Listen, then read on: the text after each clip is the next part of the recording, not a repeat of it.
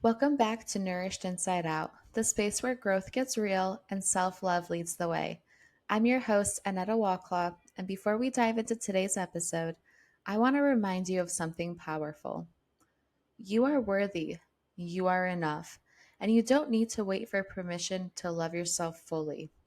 That's exactly why I wrote my book, Blooming with Self Love, to give you the tools, affirmations, and daily mindset shifts to help you stand in your power and own your story.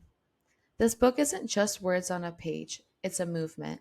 So if you're ready to stop shrinking and start showing up for yourself, grab your copy today with the link in the show notes below, and let's walk this self love journey together. Hello, everyone. Welcome back to another episode of Nourished Inside Out. Today I'm here with Kristin Louise Duncombe, and she is a therapist, life coach, and a best-selling author, and she specializes in complex trauma and helping women create the lives they dream of. Thank you so much for joining us today, Kristin. Thank you for having me. I'm just excited to be here with you today. Absolutely. Do you mind telling us a little bit of your backstory and what had motivated or prompted you to want to become a therapist? Yes. So let's see. What could I tell you as the backstory? So I think that one of the formative things about, or one of the details that really has to do with what formed me in my life is that I'm what they call a foreign service brat. So my dad was a U.S. diplomat, which means that after being born in Washington, D.C., I basically spent the rest of my childhood moving all around the world. And for anyone who's moved a lot, whether internationally or even just like I know there's lots of military kids in the USA, people that have to move a lot know that you have to become quickly good at adapting.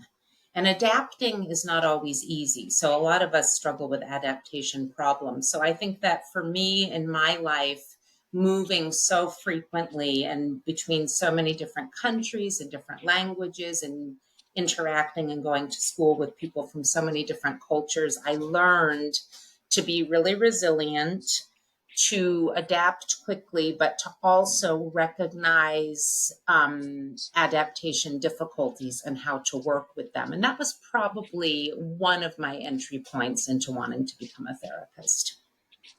Something that you said is that it required a lot of resilience. What does that mean for you? Because I feel like it can be either an overused word or a really vague word. So, what does resilience mean to you? Yes, that's such a great point because, like so many words these days, a lot of words are overused or they're incorrectly used. And that Mhm. drives me crazy. As an avid reader and a writer, when I hear people using words incorrectly, I always want to like clarify and explain. But, you know, sometimes you have to bite your tongue. But resilience in this case, what I'm talking about is the capacity to bounce back and Mhm. the capacity to get up if you've gotten knocked down by something. So, like, for example, let me give you an example from my own growing up. When I was 14, my family moved from West Africa, where I was in a small international school, to Cairo, Egypt, where I got thrown into a big American high school. And that school in the international school circuit, it's called Cairo American College. And I'm naming it because maybe some of your listeners have even attended it. That's one of the sort of well-known international schools on the international school circuit. And I'm only talking about my experience because I know that for some people that was like a wonderful place to be. For me, coming from a super teeny weeny school where there was like 8 people in my class to this big high school that had all the sort of predictable cliches that you would imagine from a big American high school, like the jocks and the druggies and the Mhm. cheerleaders.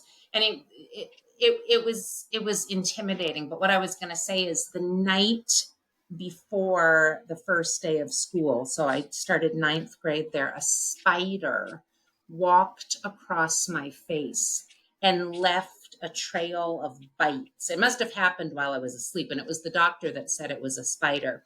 but I had these inflamed bites all over one side of my face. And I had to start school in this intimidating environment like that. And we were talking about the word resilient. That required resilience because, of course, I did not want to go to school. Of course, my parents forced me to go to school. And being resilient in that case was just getting through, holding my head up and getting through and feeling like people were looking at me. Some people were, there were bullies at the school, and I just had to deal with it. Yeah, that's an incredible story that you have a very unique background as well because not many people go to international schools, especially in different countries.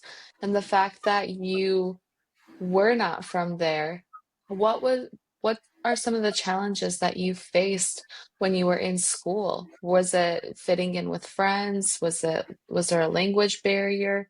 What are some Mm. challenges that you faced? Well, the thing is that when you're part of that international expat crowd, you're actually quite protected. It's kind of like a little bubble. And in some ways it's very elite. And in fact, you're living in a way that is much is well beyond the level that you'd be living at if you had just stayed in your home country. Yeah. So I didn't have to worry about language barriers, things like that, because being in an international school, I was taught in English, and the teachers came also from an international background. The real international aspect of it is that the other students at the school were from all over the world. So it was Right. other kids from similar backgrounds, that needed a place to go to school because, like, depending on where you live, when we lived in the Ivory Coast, that was the country in West Africa where we lived, we arrived there when I was 10.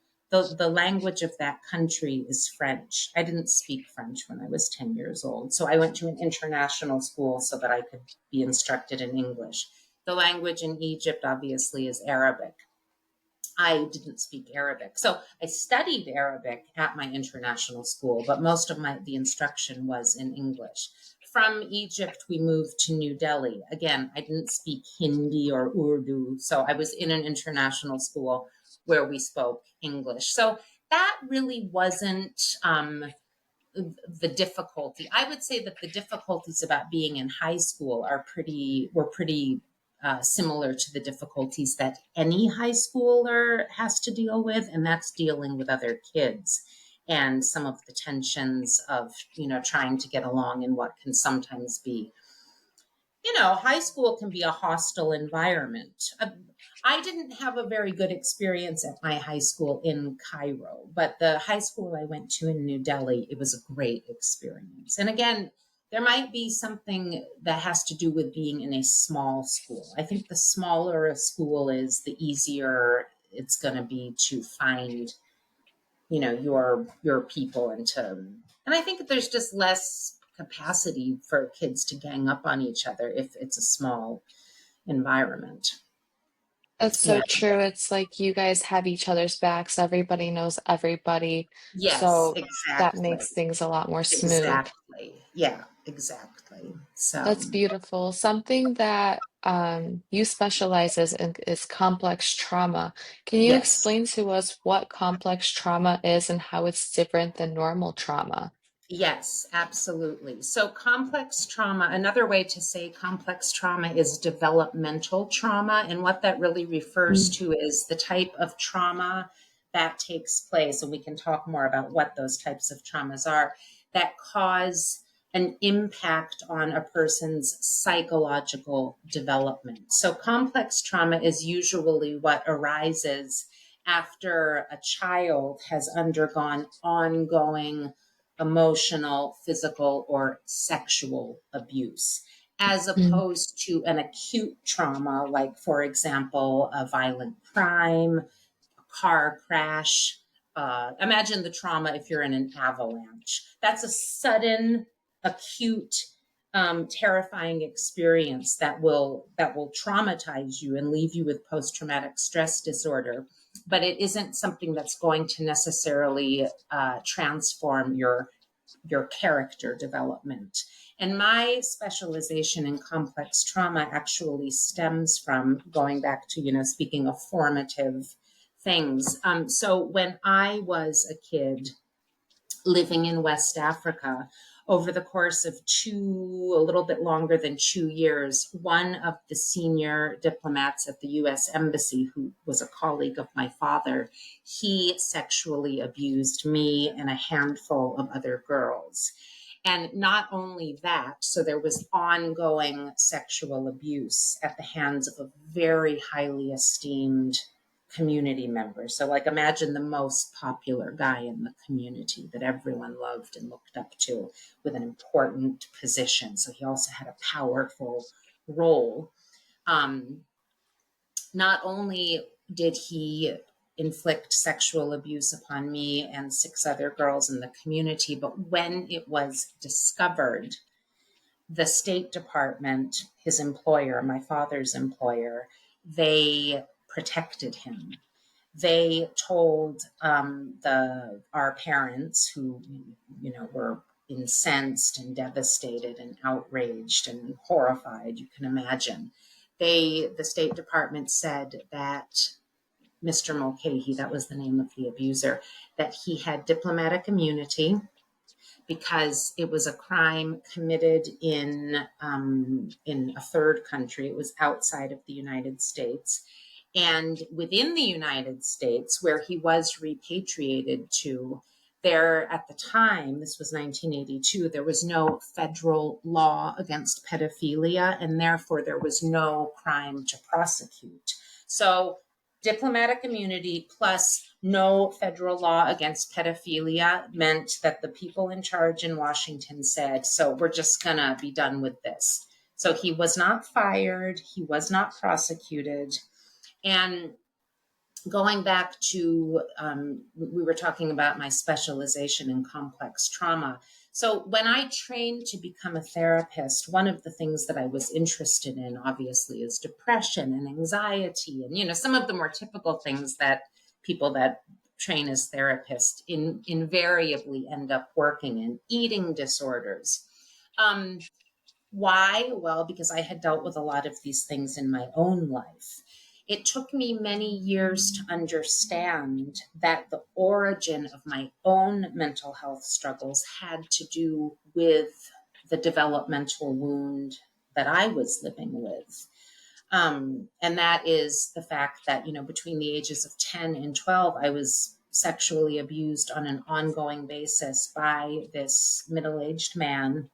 And then when the truth was revealed, I was told, well, you and the other girls, you're not important. He's important. You kids are not important. And all of that really, in a variety of ways, affected my self-image. And so speaking about complex trauma, what I can tell you is that I moved into adolescence and then young adulthood with this idea about myself that I wasn't important and that my only value really was in being an object of desire for men. And well, there's a lot more to say about that, but that's a good example of when I talk about a developmental wound, because maybe another kid who grows up without that type of problem, maybe they don't arrive at age 18 and think the only thing that's important about me is if guys like me. I mean, I think that's something that happens to a lot of young women, even if they haven't been sexually abused, because we live in a culture that constantly objectifies girls and women. And I think that also has an impact. But I think then if you've actually been abused, it just concretizes that message. Thank you for being vulnerable and sharing that. It's so powerful to see how you have taken your true pain and you've used it for your purpose. Yes. So how was it growing up? Like you said that as you got into your early adulthood, you felt like you weren't worthy. How did that affect your relationships as you were growing up? Well, I mean, it's so interesting because, especially when I look back, gosh, and I was one of those young people. At the time, I would get criticized by, my teachers or even my Mm, parents, you're boy crazy and all you care about is boys. But the thing is, it's not that I was boy crazy, it's that so none of this was conscious. This is the thing. These were all unconscious reactions that I was having. But as yeah. a teenager and as a young woman moving through the world, as guys would come at me and come on to me, as we know men will do to girls and women, I I didn't know how to say no. So I would get chosen. And so when I say that I didn't feel important, I don't mean that I sat there going, "Oh gee, I don't feel important." That's sort of an after the fact reflection. But what I can tell you how I did feel is that when a guy would express interest in me and choose me, I thought that I had only one option, and that is to be compliant. I Mm, literally, and I feel like it sounds crazy, and people, if they hear me say this now, because now, and I know we'll end up talking about this, I'm a very independent person, and you can't just pluck me off the tree the way you used to be able to, the way you could just pluck a mango off the tree. That's how easy it used to be with me, because what I had been indoctrinated in through the abuse of this middle aged man that used to help himself to my body all the time was that when someone wants you, your job is to be accessible. Your mm, job is to be accommodating. Your job is to keep the peace and not make problems. And by uh, saying no is not even part of your vocabulary. And so when I say, to kind of say it quickly, oh, I felt like I wasn't important. What I mean by that is that, a girl who's moving through the world getting solicited by men and feeling like she has to keep going along with things, that comes from a place of not believing that she is allowed to have a limit and a boundary. I had no boundaries at all. None. And yeah. no, I'm really grateful that you brought that up because it all starts with us sharing our story to realize that we're not the only ones that ever felt like that. Because I felt like that in my last relationship, that I always had to walk on eggshells and keep the peace, and I always had to be the one that would be there no matter what and for anything and everything that my ex would Yes. want. And Yes. same thing with you, like I had no boundaries until it completely just like I ran myself dry and I was shattered into like so many Yes. pieces. So And see, that's that's the so thing. true. It's because we're talking about that in the context of complex trauma, but going back to just the wider picture of how us women are enculturated, girls are taught to be pleasers. And and we grow up learning that what makes us valuable is, be a nice girl, be a good girl, do as you're told. And I am not advocating for, the end of manners and the end of cordiality, but I am advocating for teaching girls and anyone else who is vulnerable that it's not about who chooses you, it's about what you choose for yourself.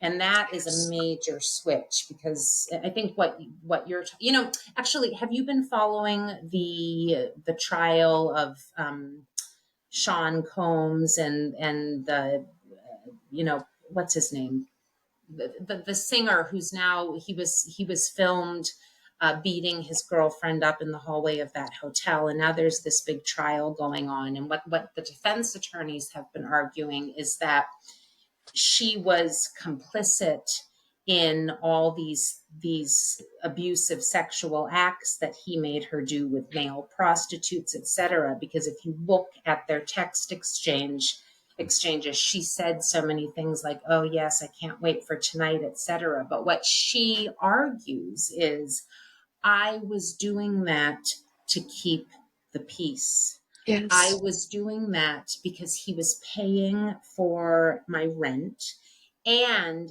he is actually my boss. My record contract, her name is Cassie, but my record contract is managed by him. And I was afraid that if I said no to him, that would be the end of my career. So, I mean, that's a higher scale because it's about financial stuff, but it's the same thing that we're talking about. It's about feeling too afraid to say no to someone because you may get in trouble in some way for it.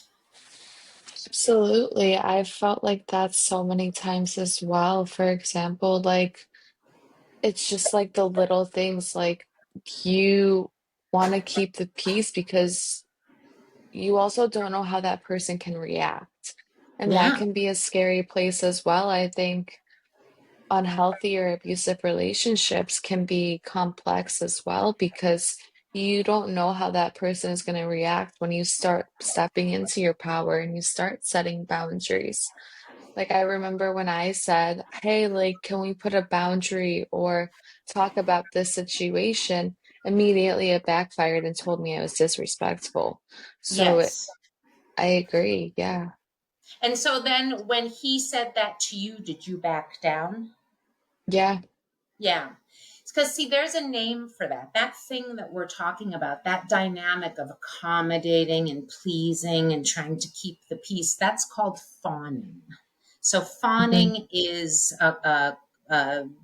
one of the reactions that develops in the face of complex trauma. And we fawn because even though it's against our best interests in the Mhm. moment, it's actually a very adaptive way to try to ensure safety.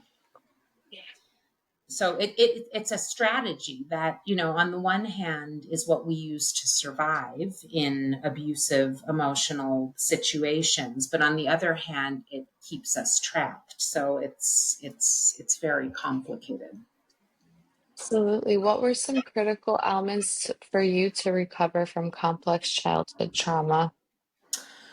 Well, gosh, I mean, it's really interesting because, I'm 55. I'm going to turn 56 in August, and I can tell you that I don't really feel like I started really recovering from complex trauma until I was 46 years old. And what happened when I was 46 years old is I left my marriage. And the reason I sort of highlight that moment as a turning point is because I was married for 20 years. And even though there was plenty of good things that took place in my marriage, and I have a good relationship with my ex-husband and two wonderful children, I when I agreed to get married, I was fawning. Mm. You see, because as I mentioned, I've got an American passport. Both of my parents are American. So culturally, I am American, but I grew up overseas.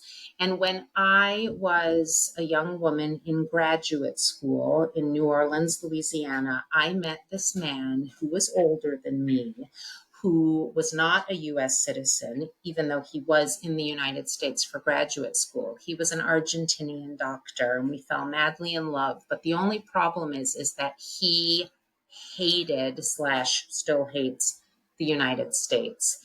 Mm. He has a major anti-American sentiment, and he's allowed. I mean, I think there's plenty of problematic things about the United States of America. I'm not going to start, going USA, USA. It's not about that. But as you know, you can't help where you're from. And Yeah. so he told me very early on in our relationship that if I wanted to have a relationship with him, I had to agree to leave the United States and never live there again. And the thing is, it's not what I wanted at the time. As it turns out, that is how my life has evolved. Like right now, I live in Paris, France, and this is now my permanent home. And I'm happy with that. I am not saying like, oh, poor me, I have to live in Paris. I mean, I do think I'm super lucky. But the thing is, when I was 26 years old, and that's when I met him and agreed to those terms, I agreed to those terms because I was too afraid to say no. Not because he was beating me or anything like that. It was just because I knew he would leave me if I insisted. Because at that time, what I wanted for myself was to create a life in the United States. I had only been back in the States for a few years because, as I've mentioned many times now, I spent my childhood outside of the United States. And so being in school and training to be a therapist in New Orleans, my vision was to set up life in the States and have a life near to my family. Instead, I agreed to give up that plan to accommodate him, and off we went on our life together. And like I said, we did create an interesting life together that did have plenty of good things in it, but there was a lot of limitations based um, on his anti-Americanism, and that affected me greatly. I mean, it's difficult to be involved with someone who hates your culture. And it would come up repeatedly in different ways. And so you had asked, like, how did I finally recover from complex trauma? So, I mean, there's lots of little things that happened along the way, but I can say the two main pivot points were when one day, there was no plan here. If you had asked me the day before if I was going to end my marriage, I would have said, no, of course not.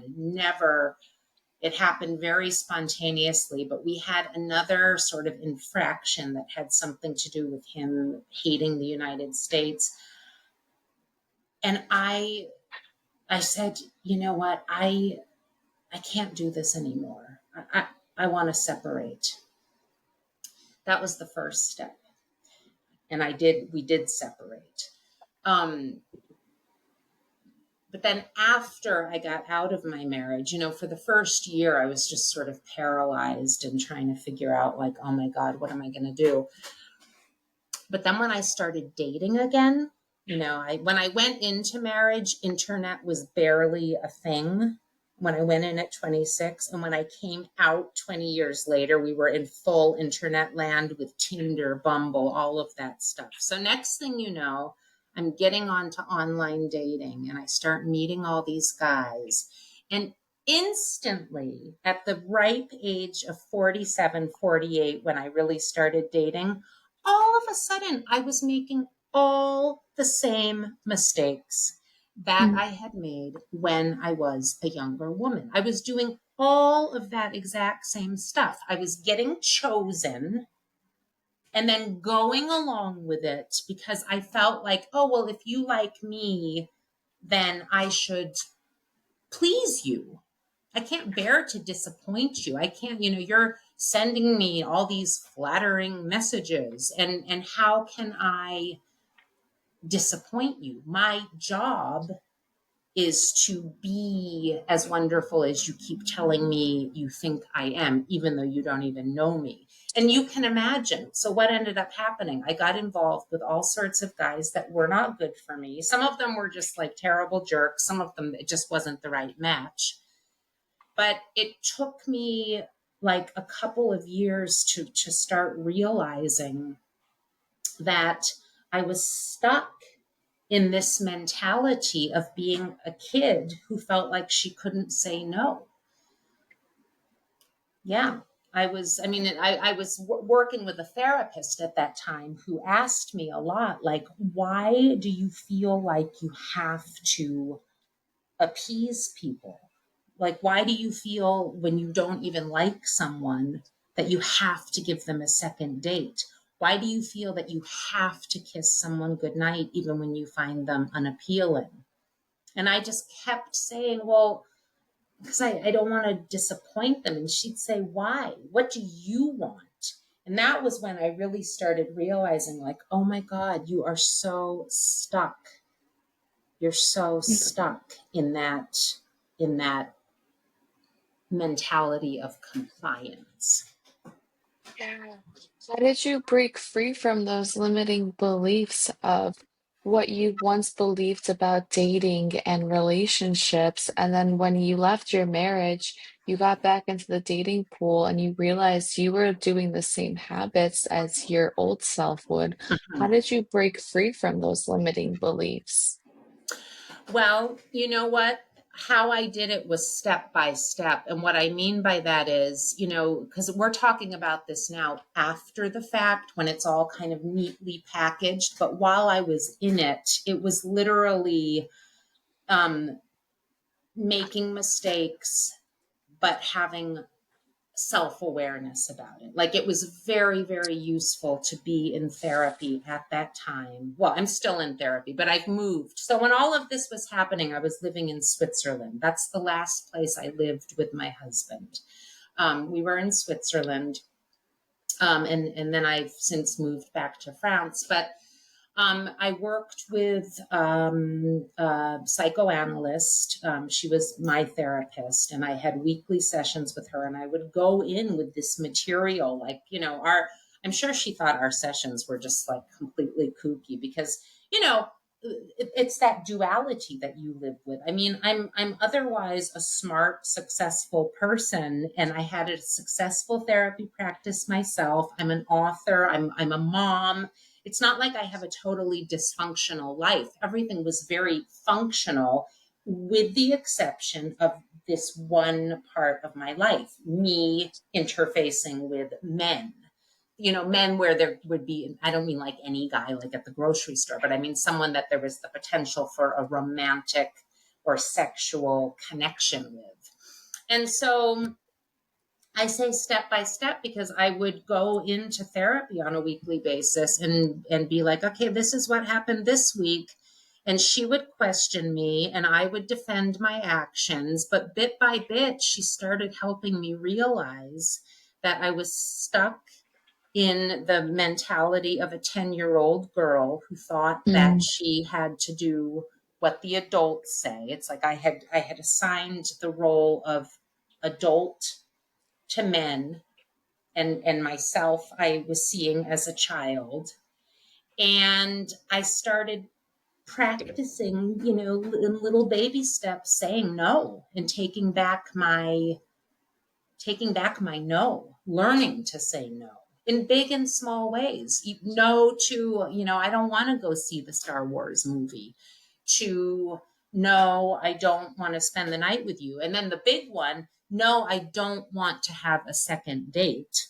Or the mm, biggest one, no, I don't want to have a date at all after, because you know how it is on online dating. Well, I'm making an assumption there, but I think in this day and age, most people have tried online dating. It can be so toxic. You get online and instantly you start getting some, or at least I would, some really dumb messages, like with people instantly going to sexual stuff. And the former version of me didn't have the instinct or the capacity that if someone sent me some stupid sexy message when we hadn't even said hello yet, I wouldn't block them. I'd be like, oh, I mean, I don't want to say I'm ashamed. I'm not ashamed. I'm done being ashamed with that. But it's embarrassing when I think back of just how incredibly um, vulnerable I was. I mean, I feel a lot of compassion for that. mhm. I want to say that young woman, but I wasn't even that young. But it's like I had been married all those years. And when I came out of marriage, it's like I was still just that 26-year-old who had a lot of unhealed trauma going back to age 10 when all the sexual abuse started. Completely, and it's totally valid how you felt and what you were doing because if all you know is all you know, then you're not going to change. Like, if nothing changes, nothing changes. We've all heard Exactly. that, Yeah. but we all need to go on our own journey. Like, I Yeah. was a people pleaser. I didn't have boundaries. I never heard the word boundaries until I was 23 years old. And that was when I was leaving my ex-husband and filing for divorce. And I had come across a friend as I was traveling, and he's like, Bro, you need boundaries. I went to Google and I Googled what boundaries What's a mean. boundary? I said I had no idea. Yeah. I Yeah. literally Googled it like the week before. I was like, hey, can we put a boundary? And he's like, you're so disrespectful. And then I forgot about it. So I had to Google it again. Yeah. Yeah. And isn't that amazing that something that to us now seems so self-evident, it Yeah. wasn't at a certain moment? It sounds like for you as well, it was the least evident thing. I mean, I can tell you categorically for myself, I thought that I did not, it's not even that I didn't deserve boundaries, it's that I thought that the only thing that made me valuable to other people was pleasing them. And so the prospect of not pleasing them was terrifying. I felt like I would be loveless. And speaking of pivot points, that's something that I think is really, really interesting. That one of the biggest things that has changed for me in the last 10 years is that I don't I don't worry about that anymore. I don't, it's not, I want to be careful here because I'm not saying who cares about love. I do believe that love makes the world go round. But what I mean when I say that is the love between friends, the love that you have for your children or your siblings or your parents, or if you are lucky enough to have a good romantic connection, yes, but I no longer believe that romance is the most important thing. That's another thing I think girls get indoctrinated to believe, that the most important thing is to find a great guy. I mean, at least that's what I grew up hearing. And I don't believe that any longer. So I'm not afraid anymore to say no to men because I just don't care. I'm happy. And if one day I do have a man in my life again, that will be great. But if I don't feel that my life is unimportant because I feel that I'm important just in my own presence. Do you know what I mean? You don't feel dependent. You want somebody, but you don't need somebody.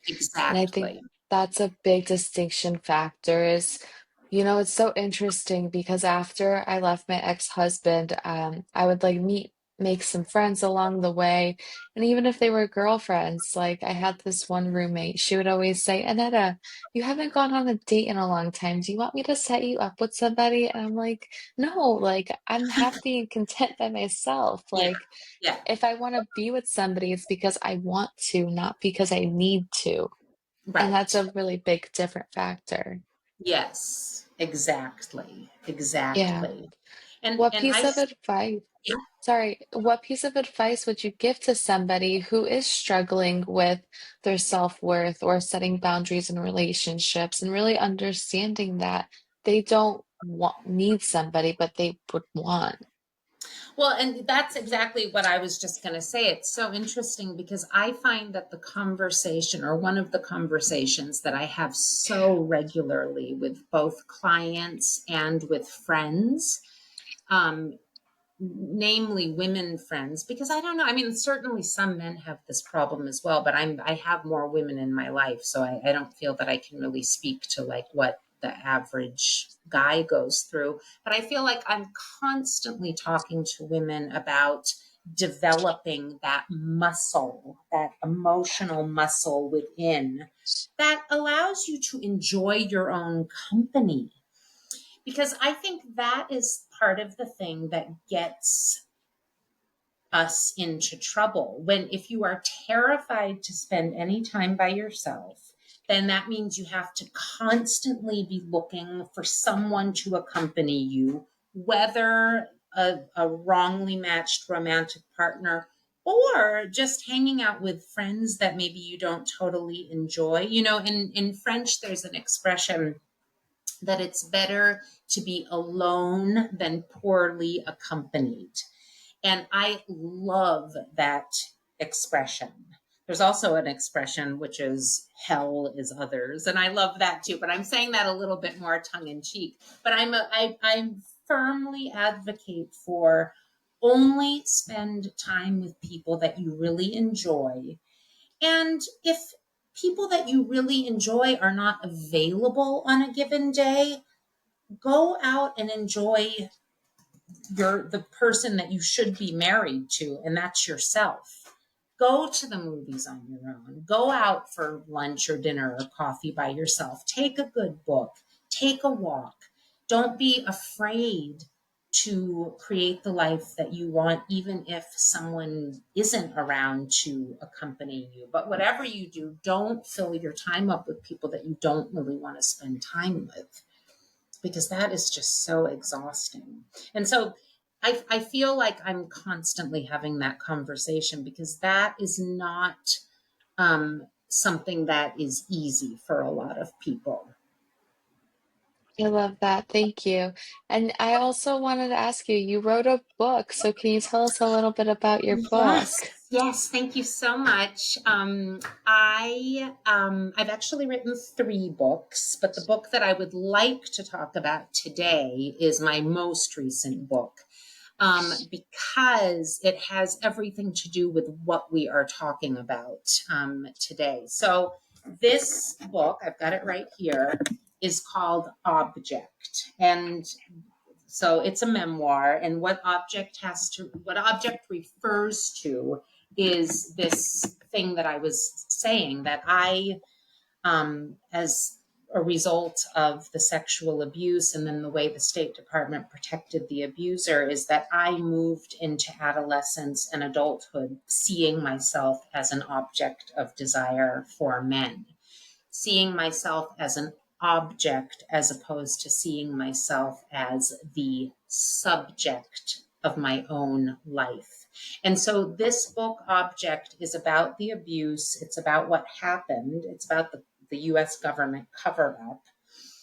It's about how the abuser finally did go to jail 20 years later when he was arrested for raping an 8-year-old girl.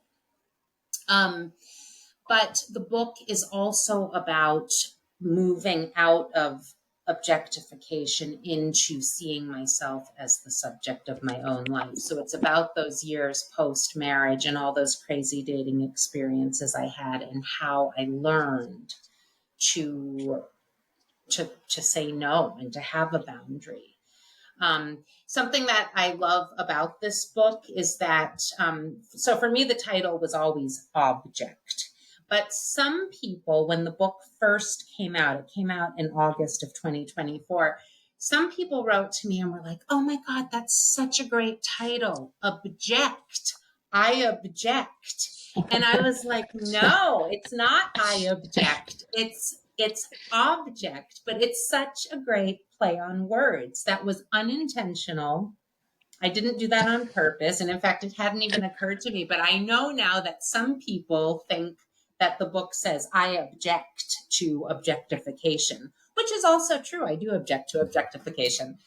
But yeah, so that I hope anyone that's listening to this podcast that is struggling with feeling like an object, please get in touch. And if finances are a problem, I will send you a copy of the book, because my mission is to share the story of how the US government protected a serial pedophile, because I'm really angry about it, when he was finally arrested, more than 20 years after the abuse of me ended.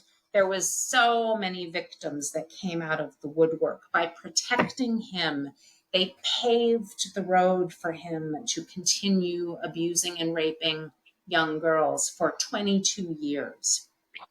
And I'm just so sick of rape culture. I'm so sick of it.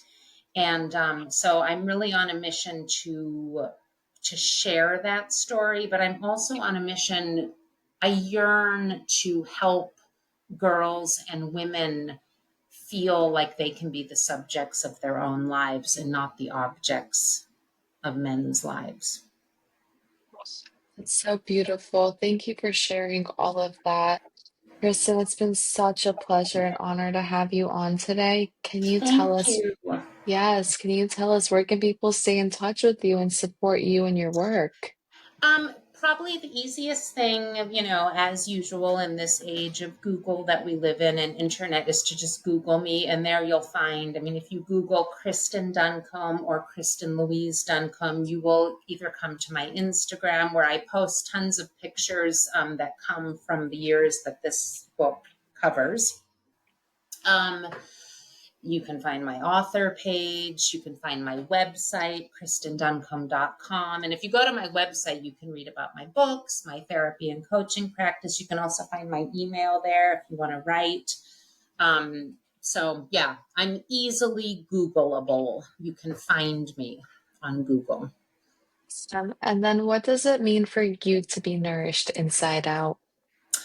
For me, being nourished inside out really goes back to that thing that we've been talking about today, about feeling solid and content in my own company, and taking joy and pleasure in the things that genuinely bring me happiness and that don't require the presence of another. So that is reading books. I'm an avid reader, and I love to listen to books as well. I love to take long walks and listen to good books, good music. I don't know if you can see behind me, but I'm a big plant mama. My apartment is filled with plants, so I love taking care of my flowers and my plants. I have 2 cats. Contrary to what I was saying about not having, other people, I am super close to my 2 children. And so having a good relationship with my children is also something that brings me great happiness. But yeah, it's just to have a life that is simple, healthy, and not dependent on the approval of others, but particularly men. Absolutely. It's the I love truth. all of that. Well, I will have all of the links linked down in the show notes below so people can stay in touch. Thank you for joining Great. us today. Thank you for having me. It was such a pleasure speaking to you.